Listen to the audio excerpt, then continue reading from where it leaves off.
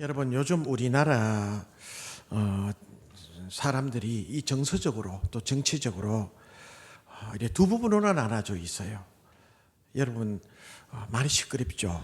저도 인생을 그렇게 많이 살은 건 아니지만은 오늘날처럼 이렇게 정치적으로 시끄러운 때는 없었던 것 같아. 가만히 보면 대통령들이 수많이 바뀌고 이래 해도 오늘날처럼 이렇게 시끄러운 적은 없었던 것 같아. 그래서 좌와 우로 막 나누어져서 얼마나 시끄러운지, 너무너무 시끄러워요. 그래서 사람들이 나름대로의 자기의 정치 성향을 얘기하고, 그러면 회피하든지 아니면 또 말다툼이 일어나게 되고, SNS라고 하는 페이스북이라든지, 그 다음에 또 다양한 게 있잖아요. 가스토리라든지 뭐 등등. 그러면 이제 그걸 요래 올리면 다 봐요. 제가 제 의견을 누구에게 이렇게 올리면 저와 연결이 돼 있는 사람이 다 거기에 이제 누가 누구에게 무슨 뭐 말을 했다, 오픈됐단 말이에요. 그래서 이게 그렇게 정치 성향이 막 다 드러나게 돼요. 또 교인들 가운데도 가만히 보면 정치적으로 또 우파가 있는가 하면 정치적으로 또 좌파가 있어요. 너무 시끄러워. 그래 이게 처신하기가 쉽지 않아요. 그래 어느 교회 목사님은 어느 측에 은혜파에 서서 뭐 어떻게 했다 해서 또 비난이 되고, 이게 또 심지어 젊은 아이들하고 아들들하고 이렇게 얘기를 하다 보면 또 비교적 나이 많은 사람들은 주로 우파잖아요. 그렇죠? 또 어린 20대 30대 요 이제 청년들은 또 좌파적인 생각들이 많아요. 그럼 막 싸워 보면 밥 먹다가 그렇게 명절날도 이렇게 예배 잘 드리고 밥 먹다가 가요 하고 뭐 이렇게 그런 일들이 가정마다 다반사하게 일어난다는. 이게 그런 일 아니라도 우리가 힘들게 살아가는 일이 얼마나 많은데, 아이들이 취직 문제라든지 결혼 문제라든지 건강의 문제라든지 헤쳐나가야 될 일들이 한두 가지가 아닌데, 세상에 이게 너무 이렇게 막 이렇게 양분되어서 공격하고 또 시기하고 질투하고 하는 이런 일들이 얼마나 많은지 참 처신하기가 난감해요. 정신이 난감해요. 우리 기독교인으로서는 어떻게 살아가야 할 것인가? 우리 예수 믿는 사람들로는 어떻게 처신해야 될 것인가? 참 이게 난감해요. 가만히 보면 우리 교회도 보면 우파 성향이 있는 분들이 많아. 또 좌파 성향인 분도 있어요. 그래서 이 설교를 이게 또 어디 편향되게 이래 하다 보면 분명히 또 이게 뒤에 또 이렇게 대시가 들어오든지 하여튼 들어올 거예요 아마. 근데 아직까지 정치 성향이 된 설교는 안 하려고 노력을 해요. 저도 분명히 어느 한쪽에 서 있겠죠. 그렇지만 안 하려고 노력해. 공연히 적을 만들 필요는 없잖아. 그럼에도 불구하고 우리 그리스도인들이 처신하기가 참 힘든 시대에 살고 있다. 우리 대한민국의 역사를 한번 살펴보면 우리나라는 기독교를 분리해서 생각할 수 있는 나라가 아닙니다. 우리나라는 기독교를 생각하고 하지 않고는 우리나라가 이해가 안 돼요. 왜 그런가? 구한말 나라가 어지럽고 복잡할 때, 나라 이런 서름이 있을 때 이 나라 백성들에게 희망을 준 종교가 기독교란 말이에요. 선교사들이 들어올 때 학교를 세웠어요. 와서 선교사들이 기독교 복음을 가지고 올 때 학교부터 세웠잖아요. 문맹을 퇴치했어요. 어리석음과 그리고 이 부족한 이 지식을 퇴치했어요. 신문부를 유입했어요. 뿐만 아니라 큰 도시마다 큰 병원을 지어서 별 질병이 아닌데도 많은 사람들이 죽어나갔어요. 그런데 사망률을 현저히 낮추게 되고 치료하고 병원을 세웠단 말이에요. 그 다음에 교회를 세워서 복음을 편만하게 전거되고 많은 사람들이 천국 백성이 되고 이 세상에 살아가면서 암울한 이 세상, 희망 없는 이 세상에 살면서 천국의 소망을 두게 하고, 이게 기독교였단 말이에요. 그러므로 우리나라의 중심에는 언제나 기독교가 있었다고 해도 그 사실을 부인할 수 없어요. 어떤 사람들, 일부의 사람들은 애써서 기독교의 역할을 부인하려고 노력하지만은 아무리 그렇게 해도 우리나라 근대화와 현대화의 기독교의 역할을 분리해서 생각할 수는 없는 것입니다. 이렇게 많은 영향력을 끼친 기독교였는데, 그렇다면 오늘날도 우리 사회에서 동일하게 영향을 끼치고 또 사람들에게 세상에 인정을 받고 있는가, 교회가? 참으로 안타까운 사실은 오늘날 우리 기독교에 대한 세상 사람들의 인식이 옛날 같지 않다는 데 문제가 있는 것입니다. 교인들이 이기적으로 살아요. 오히려 어떻게 하다 보니까 교인들이 세상 사람보다도 더 이기적이에요. 교인들이 더 째째해요. 교인들끼리 교회에서 얼마나 싸우는지 몰라. 심지어는 교회에서 혹은 총회에서 이런 법을 지키자고 만들어 놓고 앞장서서 그 법을 지키지 않아요. 얼마나 가슴 아픈지 몰라요. 그런 모습들을 보면 싸우고 다투고 시기하고 교인들끼리 교회 안에서. 그러니 어떤 의미에서 윤리와 도덕의 수준이 예수 안 믿는 세상 사람들보다도 못하다는 말도 들리게 돼요. 이렇게 교회가 어떻게 이렇게 하다 이렇게 되었는지, 뿐만 아니라 이단들은 얼마나 공격해 옵니까? TV나 신문에 나타나서 보면 어느 목사가 뭐 어떻게 무슨 일을 저질다 가만히 이렇게 따지더라고 보면 거의 이단들이에요. 그런데 이단들이 하는 행동들이 실제로 우리 기성교회에 많은 악영향을 끼쳤단 말이에요. 여러 가지 많은 어려운 일들이 교회 안에 일어나고, 교회를 안에 이런 많은 일들이 일어나요. 그러다 보니까 요즘에는 많은 이 지식 있는 이 기독교인들 중에 나는 예수님은 좋아하지만, 하나님의 말씀은 좋아하지만 교회는 싫다. 그래서 나는 집에 있을란다. 안전교인들. 그래서 안전교인, 안전뱅이 교인이라고 이런 이름까지 붙이게 됐어요. 가만히 보면 과거 선배 기독교인들은 우리 사회에서 좋은 영향력을 많이 끼쳤는데, 오늘날 우리는 무엇이며 또 예수 믿는 사람으로서 우리는 우리에게 주어진 이 세상에서 우리는 어떻게 살아가야 할 것인가? 이거는 큰 고민이요, 숙제가 아닐 수가 없어요. 그렇게 큰 영향력을 끼쳤음에도 불구하고 오늘날에는 그러한 영향력이 많은 세상 사람들에게 인정을 받지 못하고 있다고 하는 이런 사실을 생각하게 될 때 참 많은 생각들을 가지게 돼. 고민하지 않을 수 없는 것입니다. 오늘 말씀은 예수님께서 주옥 같은 팔복을 말씀하신 후 우리 예수 믿는 사람들이 어떻게 살아가야 할 것인가, 팔복을 말씀하셨습니다. 그 다음에 예수 믿는 사람들이 어떻게 살아가야 할 것인가를 우리들에게 말씀해 주고 있어요, 예수님께서. 그래서 13절에 보면 너희는 세상에 뭐라고 그랬어요? 소금이다. 14절에 보면 너희는 세상에 뭐라고 그랬어요? 빛이다고 말씀하셨어요. 13절 말씀 읽어보겠습니다. 13절 말씀 시작. 너희는 세상의 소금이니 후에는 아무 쓸데없이 다만 밖에 버려져 사람에게 밟을. 14절 시작. 너희는 세상의 빛이라 산에 있는 동네가 숨기지 못할. 그러니 빛과 소금을 가지고 얘기하면서 우리 그리스도인들이 어떤 존재인가를 얘기를 해줘요.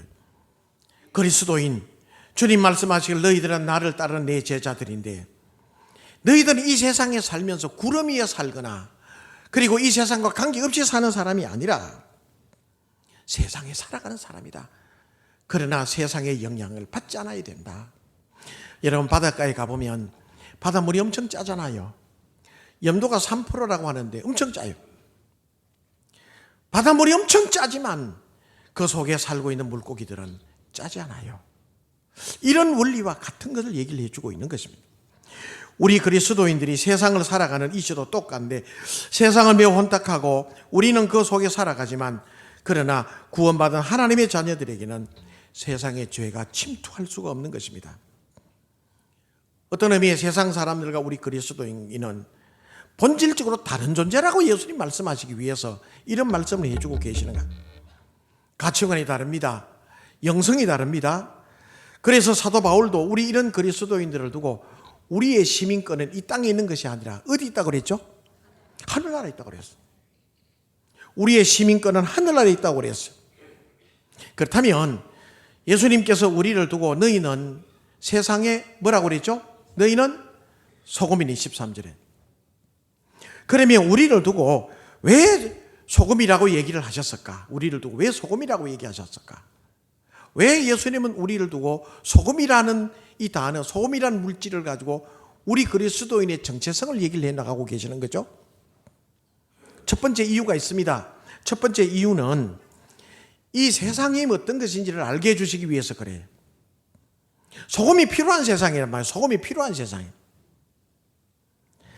세상을 성경에 나오는 성경적인 의미로 세상을 창세기에서부터 요한계시록까지 세상이 어떤 것인가를 잘 추론해 빼보면 한마디로 요약할 수가 있어요. 세상은 타락한 곳이에요.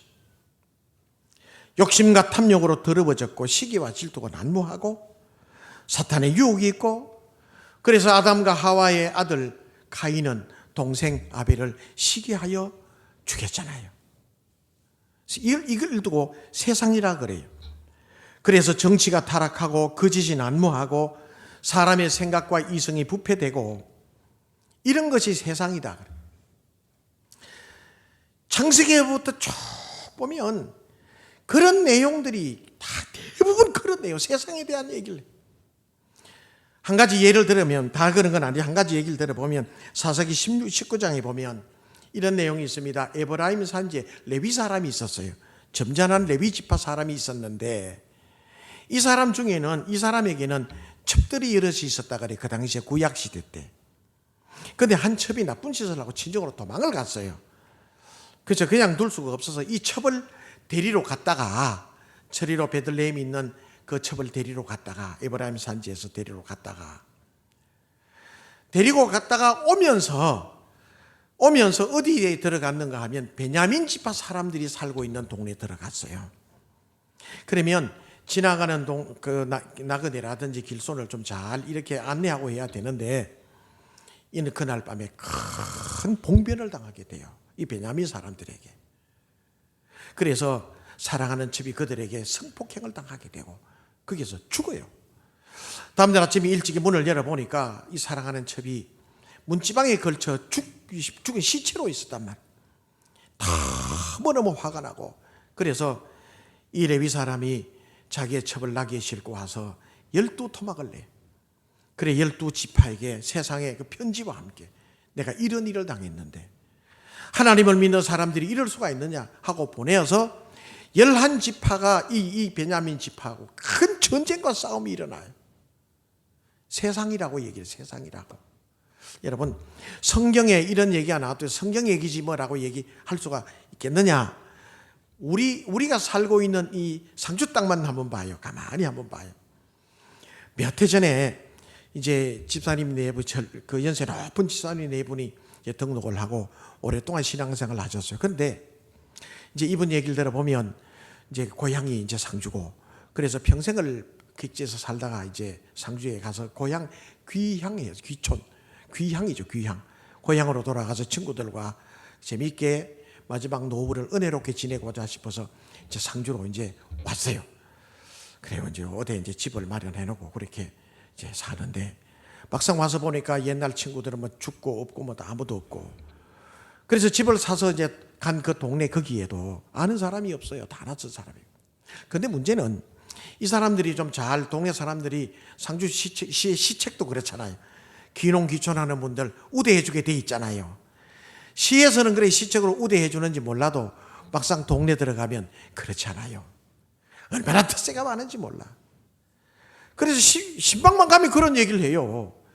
목사님, 우리 이해하고 들으세요. 덜하 못 살겠대. 덜하 못 살겠대. 얼마나 특세가 심한지. 완전 바보 만든대. 바보 만든대.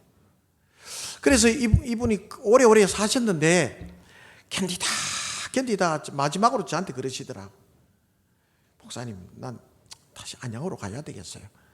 그래서 자식들이 살고 있는 그 평생 살아왔던 안양으로 이사를 가셨어요. 근데 요즘도 가끔 전화 오셔요. 목사님 잘 계시죠? 목사님 미안해요. 내가 여기 와서. 미안할 것 없이 가서 행복하게 사시면 돼요. 그런데 기향이나 기촌이나 또 기농하신 분들 얘기를 들으면 동일한 얘기를 해요. 더나 못 살겠대. 그런데 거기에서 간 빼놓고 썰개 빼놓고 바보 취급 다 해가면서 그렇게 영향 끼치면서 살다 보면 그렇게 살아서 주도권을 잡고 있는 분들도 있더라고. 가만히 보면 세상이 그래요. 교회는 그렇지 않습니까? 우리 교회는 텃세하는 분 없죠. 우리 교회는 그렇지 않아요. 우리 교회는 장로님들이 좋으시잖아. 장로님들이 정말 좋으세요. 우리 교회는 텃세하는 장로님들 안 계셔요. 세상이 그래요. 여러분, 세상이 왜 이래요? 왜 이 세상이 이런 겁니까? 이 세상에는 공중권세 잡은 자가 주도하고 있잖아요. 공중권세 잡은 자가 누구예요? 사탄의 영이죠. 사탄의 영은 사람들의 생각을 부패하게 만듭니다. 사탄의 영은 사람들을 음란하게 만들어요. 사탄의 영은 하나님을 모르게 해요. 예수 믿는 신앙을 가지지 못하게 해요. 그래서 사람을 교만하게 만들고 귀신 우상 숭배하게 만들어버려요. 하나님보다도 예수님보다도 세상 것을 더 귀하게 여기게 만들어요. 사람들 간에 시기하게 만들고 질투하게 만들고 사람의 생각을 허망하게 만드는 것이 사탄의 영이에요. 사탄의 영. 이런 사탄의 영이 공중권세 잡은 이 영이 이 지역마다 존재를 해요. 그래서 사람들의 생각을 부패하게 만들어요. 동네 가보면 그야말로 참 입에 담지 못할 얘기들 너무 많이 들어요. 가만히 가보면 이 세상에 악한 영, 공중권세 잡은 악한 영들이 사로잡고 있기 때문에 세상은 그렇게 점점점 악해져 가고 있는 것이 세상이란 말이에요. 예수님은 우리를 소금이라 얘기하면서 첫 번째 세상이 이런 것이다 알려줬어요. 그 다음에 두 번째는 그러면 이런 세상이 어떻게 살아가야 할 것인가를 알게 해줘요. 보편적으로 기독교인을 두 부류로 나눌 수가 있어요. 첫 번째 부분은요, 복음의 본질에는 관심이 없어요. 목사님들도 그런 분이 있고 성도들도 그런 분이 있어요. 복음의 본질에는 관심이 없고 사회 참여에만 관심이 있어요. 그래서 사회를 변혁해야 된다, 뭐 해야 된다, 뭐 어쩌다 저쩐다 해서 사회에만 관심이 있는 분들이 있어요. 또 한 부류는 오직 복음에만 이렇게 필이 꼽혀서 예수 믿고 구원받으면 천국만 가면 된다고 생각하는 편협된 사람들이 있어요. 그래서 복음에 대한 거에 관심이 없고 사회에만 관심이 있는 사람들은 인본주의로 흘러요. 하나님의 말씀보다 사람의 생각이 우선이에요. 정책이 우선이에요, 그 사람들은. 그러나 예수 믿고 구원받고 살아간다면 이기주의적인 사람이 되잖아요. 까지가 세상에 오이 되든 간에 우리만 예수 믿고 천당 가면 되지 뭐. 편협적이고 폐쇄적인 사람이 될 가능성이 많아. 우리가 살고 있는 이 세상에는 소외된 사람도 있고 상처받은 사람도 있고 위로가 필요한 사람들이 얼마나 많아요. 그러니 이쪽으로도 극단적으로 가는 것도 문제 있고 이쪽으로 극단적으로 가는 것도 문제가 있어요. 복음의 은혜를 붙잡고 너희들이 소금이니 소금의 사명을 다하며 살아야 한다. 할렐루야. 이게 예수님의 골자예요. 자, 그렇다면 우리가 소금이라면 너희들은 소금이니라고 해요. 소금이니. 너희들은 소금이 되라가 아니고 너희들은 소금이니라고 말씀해요. 소금은 어떤 역할을 해요? 자, 여러분 보편적으로 소금의 역할을 한번 보십시다. 소금은 어떤 역할을 하기에 우리에게 너희들은 소금이니라고 말씀하셨을까? 첫째, 소금은 부패하는 것을 방지하잖아요. 그렇죠? 썩는 것을 방지해요. 곰팡이나 박테리아는 썩게 해요. 부패하게 해요. 음식물을 상하게 해요. 그러나 소금은 그것을 부패하지 않게 해요. 사람도요, 당신 소금 먹으면 안 됩니다. 고혈압 있고 당뇨 있어서 소금 먹으면 안 됩니다. 소금 아예 안 먹으면 그 사람 죽어요. 혈관이 썩는데요. 단 소금을 먹되 그 소금이 얼마나 좋은 질의 양질의 소금이냐가 중요한 것이지, 오염된 소금을 자꾸 먹으니까 몸에 이상이 생기는 거거든요. 소금을 전혀 안 먹으면 안 됩니다. 소금은 썩는 것을 방지해요. 사탄의 역사는 사람의 심령을 부패하게 만들어요. 죄짓게 만들어요. 부정부패를 저지르도 양심의 가책도 못 느끼게 만들어요. 사탄의 역사예요. 정상적인 그리스도인들이라면 못 그래요. 왜? 하나님이 지켜보시잖아.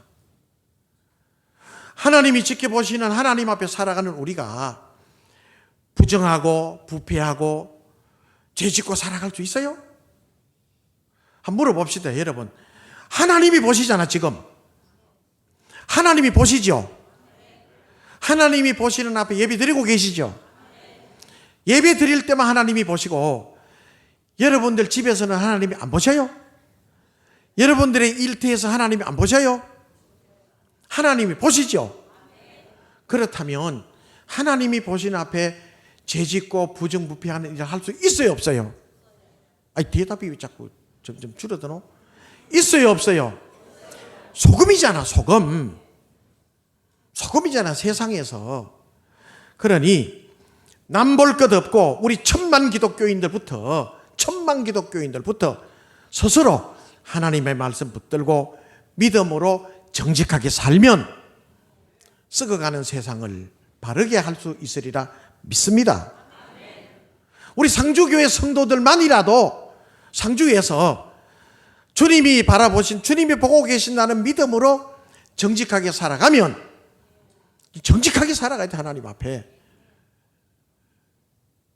에이, 뭐, 다 그래. 인생 다, 야, 너무 그러지 마. 다 그렇지, 뭐. 이 사탄의 소리예요.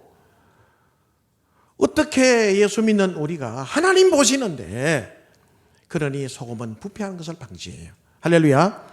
두 번째, 맛을 내잖아요. 소금은 뭘 해요? 맛을 내.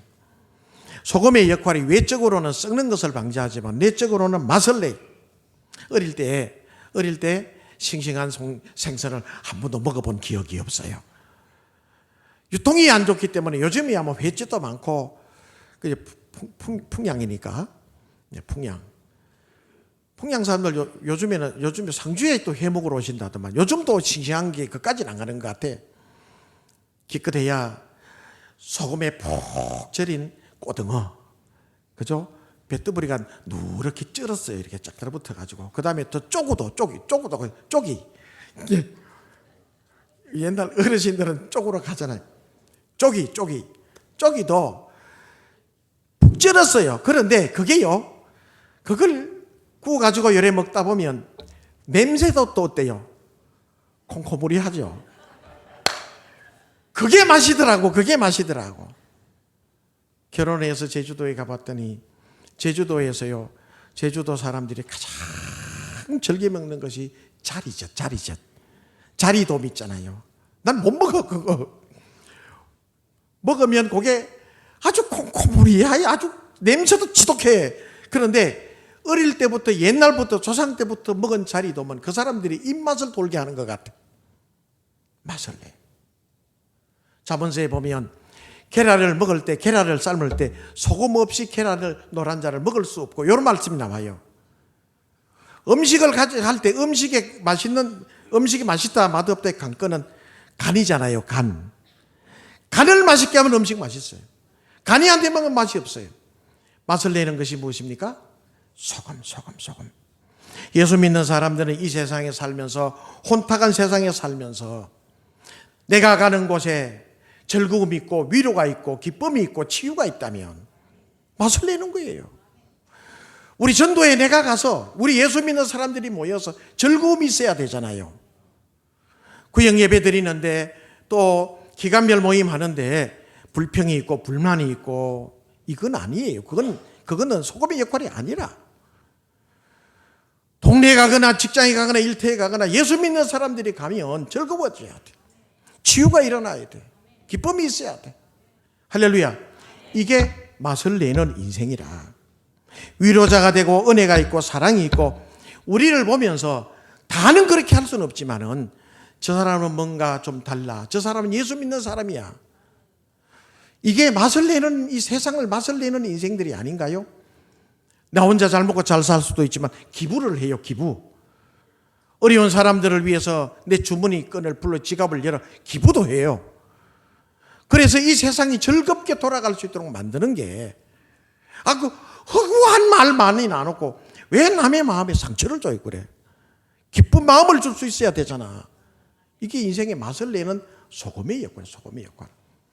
이렇게 함으로 하나님이 영광을 받으신단 말이에요. 결정적인 것은 너희는 소금이니, 너희는 소금이니, 너희들이 소금이 되어야 한다라고 말씀하지 않아요. 상주교회 성도님들이여, 너희들이 소금의 삶을 살아라고 말씀하지 않고, 너희는 뭐라 그래요?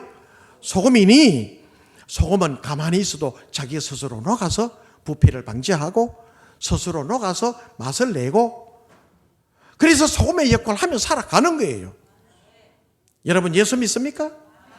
아니, 아멘 좀 크게 해봐요. 이 짝에도. 하나님의 살아계신 믿습니까? 상주교회 성도님을 믿습니까?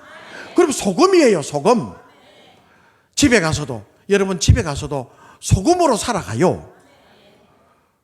전도회나 또 여러분 동네에 가서나 일터에 가서도 소금으로 살아가면 돼요. 나는 소금이다, 소금이다. 그러면 우리가 하나님 앞에 영광이 돼요. 하나님의 기쁨이 돼요. 그래 사람들이 볼 때 상주교 성도 여러분들 이래 오시는 보면, 야, 소금배 봤다 이러면 좋을 것 같아. 소금배. 저는 어릴 때 직접 보진 않았지만은 어른들에게 많이 얘기를 들었어요. 저 부산 물검에서 시작해가지고 소금배가 낙동강을, 그때 물이 많았잖아요. 그래서 소금배가 쫙 오는데, 소금배가 닿는 것보다 장이 섰다 그래. 그래 요 풍양에는 여기 삼탄, 여기 그 삼탄이라는 데는 태강 앞에, 그 다음에 삼강에 큰 장이 섰다 그래. 그래서 낙동강 소금배가 오면요 자금이 풀려요. 못 보았던 이런 과자들도 거기서 살 수가 있고, 농사 지었던 이 콩, 쌀, 참깨, 뜰깨 이런 걸 가지고 그렇게 소금 한 대 이거 몇 대 이렇게 물물 교환이 이루어지고, 낙동강에 소금배가 들어오는 축제 날이에요. 기쁨이라고요. 너희들은 소금이니, 소금 들어왔다. 상주교회는 소금이 많다. 소금인데 뭘 그래 자꾸 쓱쓱 웃기만 하죠. 아멘 해야지. 소금인데 너희는 세상의 소금이니. 정치하는 분들은 정치계에서 소금으로, 사업하시는 분들은 사업 현장에서 소금으로, 직장에 다니시는 분들은 직장에서 소금으로 소금의 삶을 사십시다. 우리 대한민국의 1천만 성도들이 이런 마음 가지고 소금으로 살면 나라가 변할 텐데, 우리만이라도 상주에서 그렇게 살아가면 하나님이 영광을 받으실 줄로 믿습니다. 따라합니다. 주님, 나는 소금입니다. 할렐루야. 기도하겠습니다.